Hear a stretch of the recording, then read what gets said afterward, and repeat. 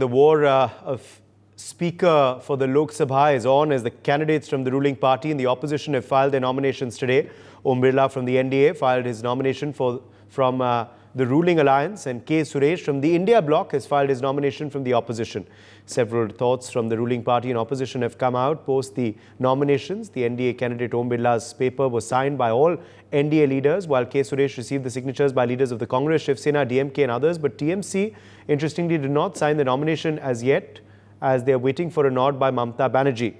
Now, before the nominations took place, Rajnath Singh had held a separate meeting with T.R. Balu and other leaders from the opposition.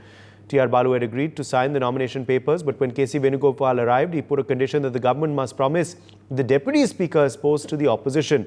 Leaders of the government said discussion on Deputy Speaker's post will take place later, and whenever it happens, the opposition will be consulted. However, the opposition was adamant, demanding the Deputy Speaker's post, and when things didn't materialize, the opposition decided to field their own candidate for the Lok Sabha Speaker's post. Well, now elections will take place tomorrow. Joining us at this point is Jasmine Sandhavalia, BJP spokesperson. Garima Mehra Dasoni is also live with us, spokesperson Congress Party. Deshat Nigam, lawyer and political analyst, is live with us. Sanket Yanagi, lawyer and political analyst, also joins us live. Let me begin with you first, Jasmine Sandhavalia. Why has consensus not been reached? It's pretty unprecedented that there will be an election for the Speaker's post. This normally doesn't happen. What led to a roadblock in the talks with the opposition?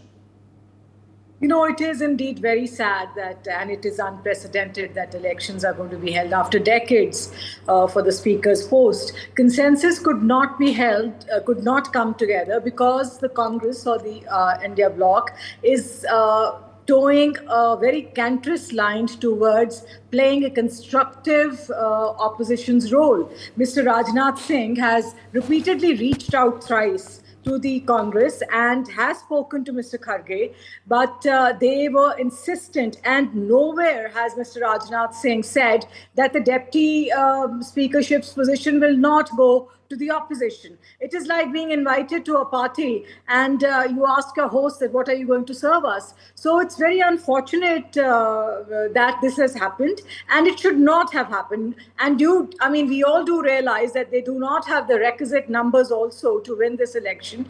And what Miss Mamata Banerjee does is up to everybody else to know. And it is like you must have heard Mr. Rahul Gandhi saying that we are going to, the BJP is not agreeing. The BJP has never disagreed on not giving the position of deputy speakership to them. It is just a boogie which they are creating. And I wish they had extended more reasonableness, more maturity towards playing in constructive opposition's role. It is indeed sad that consensus could not happen. Here, it's sad that consensus could not happen. It's because of the opposition, says the BJP, that this consensus could not be reached. Why no consensus, Garimaji? See, Udayji, first of all, I would like to correct the BJP spokesperson here when she says that after decades, this election is going to happen. It's been for the first time in the history of independent India that something like this is happening. And why only in Modi ji's regime that she has to answer herself? But I think it is necessary for us.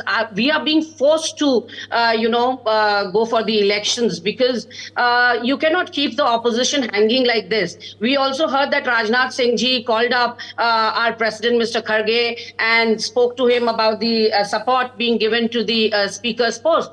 So what we are offering the ruling party is a very genuine demand, a very traditional thing, which has happened not for the first time, but in Atal Bihari Vajpayee ji's regime, in Dr. Manmohan Singh ji's regime, and also in P.V. Narasimha Rao ji's regime. So it's always been happening like that the deputy speaker is always given to the opposition party. But for the first time in the 17th Lok Sabha from 2019 to 2024, it happened for the first time that the whole house was, made to run without a deputy speaker. And previously also in the 16th Lok Sabha, they gave the deputy speaker post to their hidden ally. So this is a joke happening, and we need to both, it is necessary and important to expose the BJP headed by Mr. But the Modi BJP in says, front of the Garima whole Dasoni, nation. that they were willing to concede there would be discussions on this when the election of deputy speaker would happen.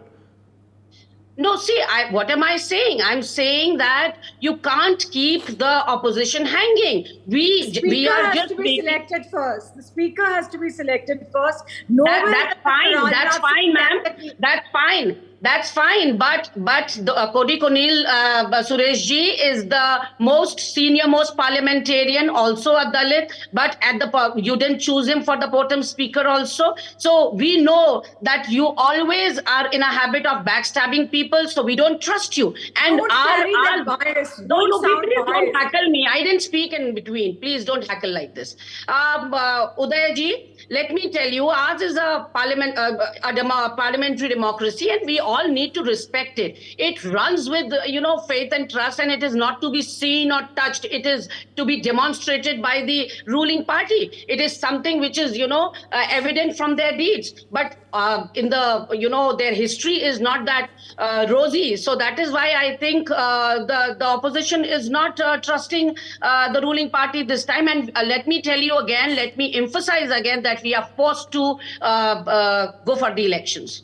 Deshatanigam, it's the BJP that's breaking convention, says the opposition, not them. They're saying they can't trust the government. Why not give a commitment now? Rahul Gandhi says the Congress president is being insulted. Rajnath Singh is not returning his call. Your analysis, your first interpretation of this politics that has erupted on the first 2 days of the new parliament session? Well, Uday, in fact, the composition of the present Lok Sabha clearly shows that the future functioning of Lok Sabha will be quite stormy. And Congress probably wants conditions, but I believe they can wait for the deputy speaker's election. I mean, you can't be putting a cart before the horse. That is what I think. And let the speaker's election be over, and Mr. Om Birla is very comfortably placed to win the election so far as the arithmetic goes. And probably you will see the number of votes will be probably more than 293 for Mr. Om Birla. He's a seasoned politician. So far as deputy speaker is concerned, I think after the speaker is elected, I think people can sit down, talk it out, discuss it out. Maybe, from the TMC, somebody from the TMC wants to become a deputy speaker. Who knows? I mean that at this stage should not be compelled. TMC has not yet signed the, for K. Suresh. So there are still a lot of things open on the Indie block. So putting a precondition for the deputy speaker's election before the speaker's election, I don't think it should be insisted upon. Once that an election is over, we can sit. I mean, all the stakeholders can sit together, discuss, and maybe if it is Congress's person that can be selected or elected, whatever the possibility is, it could be somebody else from the Samajwadi Party or anybody. And therefore, things are at this stage quite nebulous, in a state of flux so far as deputy speaker's election is concerned. I think one should rise above. I think opposition has to reinvent itself now. The high time, because it's a new kind of composition in the parliament. Both BJP also has to be slightly flexible also in its approach. It's not the kind of composition we had in 2019, and deputy speaker's post was vacant. In 2019, it remained vacant. So there are precedents of that kind also. Therefore, we have all kinds of precedents. But I believe sanity will prevail ultimately, and I'm sure a consensus candidate can be, elected as a deputy speaker. Okay. There should have been a bit of flexibility offered by the BJP as well. It is a new parliament with a new composition. The opposition should also be taken on board, says Deshatanigam. Your response, Jasmine Sandhawalia? Is this the government being combative from day one? Does this indicate then again there will be a lot of clashes on the floor of Parliament in the days ahead? You see, not once, but Mr. Rajnath Singh has called Mr. Kharge thrice, and he has reached out to the opposition. And let me defend my party very eloquently by saying that repeatedly other leaders have also reached out to the opposition. And like my prior spokesperson on your television said, that the deputy speaker's post is decided later than the speaker's. And I think the Congress should have not been so fundamentally rigid. It is an attitude of somebody who says, no, I am going to fight. And they have to understand that now they have to play a role of an extremely major opposition, and they have to evolve as statespeople so that the country can run. And Mr. Rahul Gandhi probably would have earned more brownie points had he not created this big hoo-ha and doo-dah about it, because everybody would have understood that here is a seasoned politician who is agreeing, and he could have taken the moral ground. Had the BJP denied him the deputy speaker's position, he would have evolved as a much greater leader by saying that here I agreed to my biggest opposition. I agreed to Mr. Modi, and we chose a consensus candidate. I think they have lost the plot. They were, in fact, instead of winning the first victory, they've lost it. But sad for the country. Garima, Mera Dusani, respond to that. Garima, respond to that. There were overtures. It's the Congress that became rigid. Prahlad Joshi still says there's time. The election is tomorrow. Why don't the opposition change their mind? No, the BJP spokesperson here repeatedly is saying that Mr. Rajnath Singh has approached our leadership thrice. Never said that you have verbally also committed us something. They have not even verbally committed the deputy speaker's post for India Alliance. So we were never refusing to give support for the speaker's post to the ruling party. Wholehearted support was there, but they are not giving us any commitment, and our experience with them is not good. When we talk about Mr. Om Birla, again you are talking in between. We could have interrupted you too, ma'am.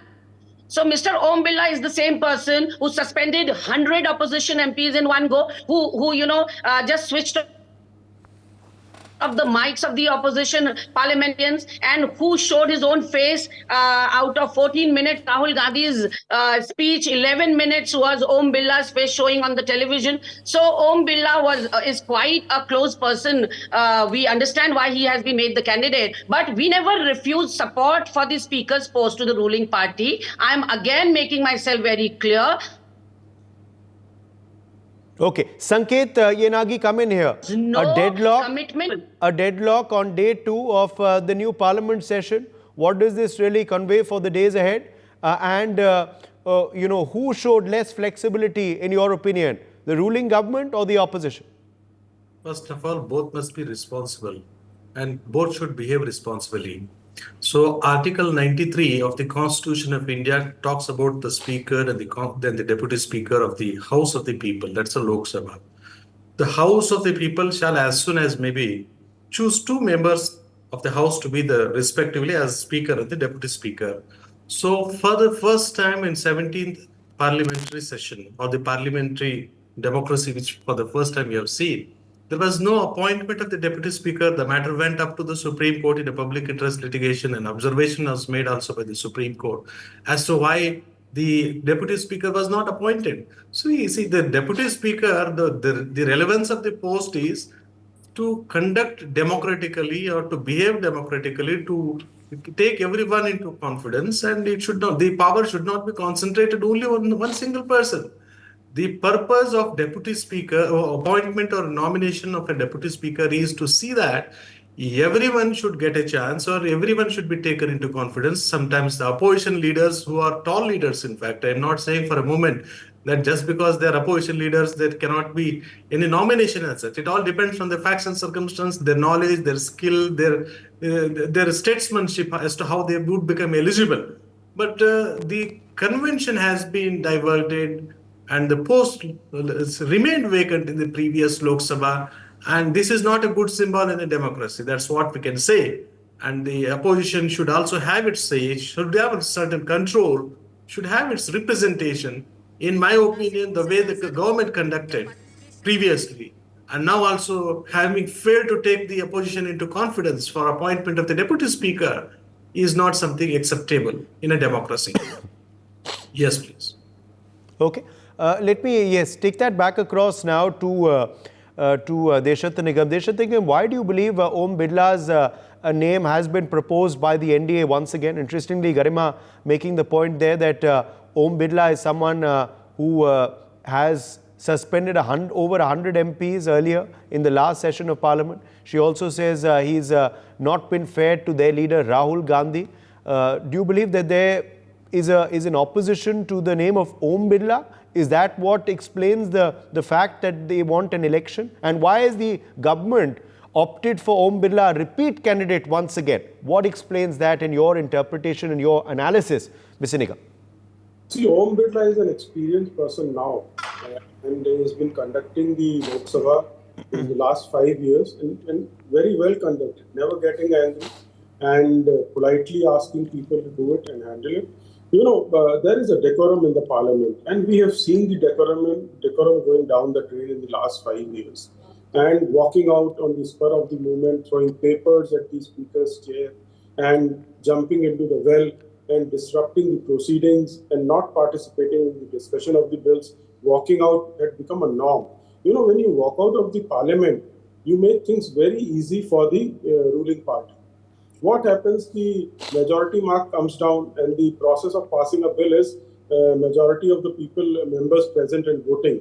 So in a way, opposition has been quite helpful to the governing, the ruling party and governance. Sometimes opposition wants a particular bill to be passed, but in the eyes of people, they want that they should be seen as an opposition. So walk out, and you've seen most of the bills get easily passed. And this happened during the Congress time also. BJP used to walk out and bills used to be passed. This is how, democracy functions. This is a very nice way of, allowing the governance and the parliamentary functions to go on. Yes, we do require a constructive opposition. There is no doubt.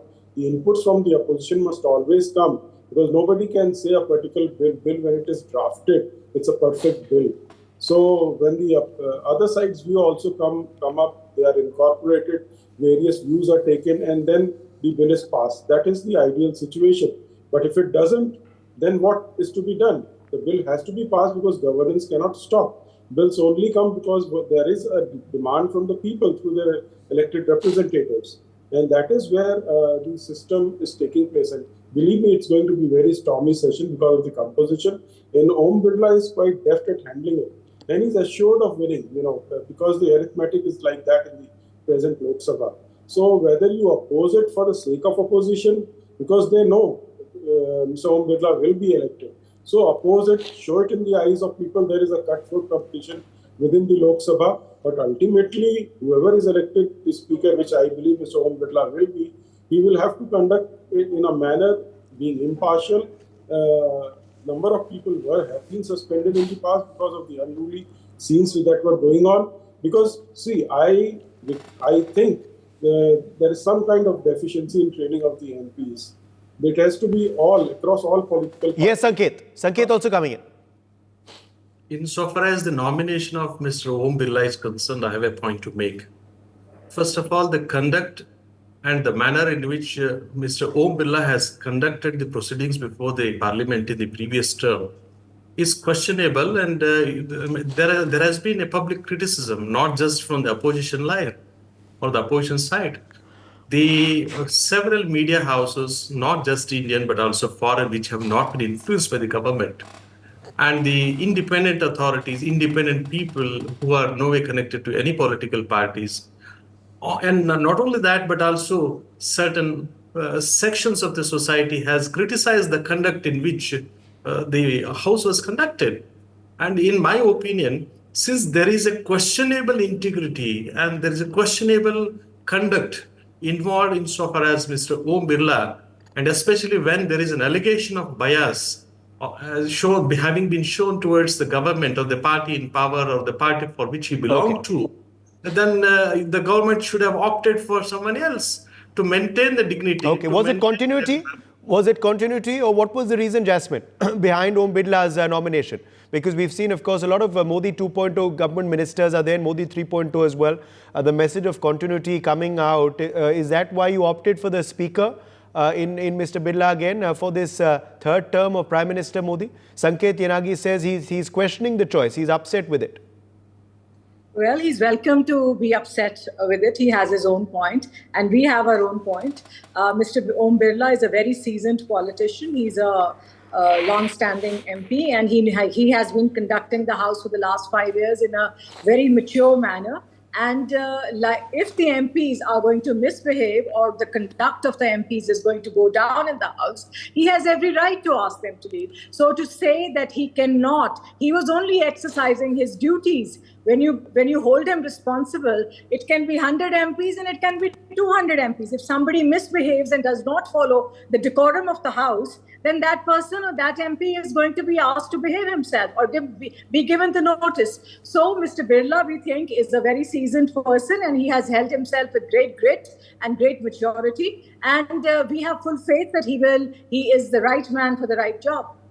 Okay. Also, interestingly, though, Garima, we are seeing a sort of a fissure within the opposition camp. The TMC has so far not signed on the nomination papers of K. Suresh, which leads us to wonder what their stand is going to be in the election tomorrow. Is there some trouble there within the India camp? No, I don't think so. But let's wait and watch. It is going to come before all of us very soon. But here, Desh Ratanji is contradicting himself, because once he says that a parliament has a decorum, and on the other hand side, he says that Mr. Om Birla is a very seasoned politician and a very experienced one.